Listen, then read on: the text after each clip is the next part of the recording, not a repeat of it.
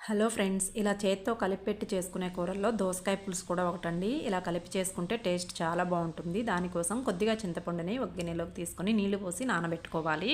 దోసకాయ పైన చెక్కు తీసి ఒకసారి చెక్ చేసుకోండి. కొన్ని దోసకాయలు చేదుగా ఉంటాయన్నమాట.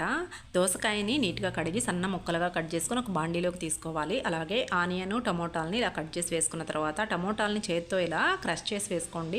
త్వరగా ఉడుకుతాయి, గ్రేవీ కూడా బాగొస్తుంది. అలాగే పసుపు, రుచికి సరిపడినంత సాల్ట్, కారం, ఆయిల్ని వేసుకొని చేత్తోటి ఈ విధంగా బాగా కలుపుకున్న తర్వాత కొద్దిగా కరివేపాకుల్ని వేసుకొని మనం ముందుగా నానబెట్టుకున్న చింతపండులోని గుజ్జు మొత్తాన్ని యాడ్ చేసుకున్న తర్వాత పులుసుకు తగినన్ని వాటర్ని పోసుకొని స్టవ్ మీద పెట్టి మీడియం ఫ్లేమ్లో కుక్ చేసుకోవాలి. అలాగే పక్కన స్టవ్ మీద చిన్న ప్యాన్లోకి 1 టేబుల్ స్పూన్ ఆయిల్లో ఆవాలు, జీలకర్ర, సన్నగా కట్ చేసుకున్న ఆనియన్స్, కరివేపాకుని వేసుకొని పోపు వేగాక కర్రీలోకి వేసుకొని బాగా కలుపుకొని 10 మినిట్స్ మీడియం ఫ్లేమ్లో కుక్ చేసుకుంటే దోసకాయ పులుసు రెడీ అయిపోతుంది. కూరని దించే 2 మినిట్స్ ముందు ఉడికించిన ఎగ్స్ని సన్నగా కట్ చేసుకున్న కొత్తిమీర వేసుకొని కలుపుకొని తీసుకుంటే ఎంతో టేస్ట్ అయిన దోసకాయ ఎగ్ పులుసు రెడీ.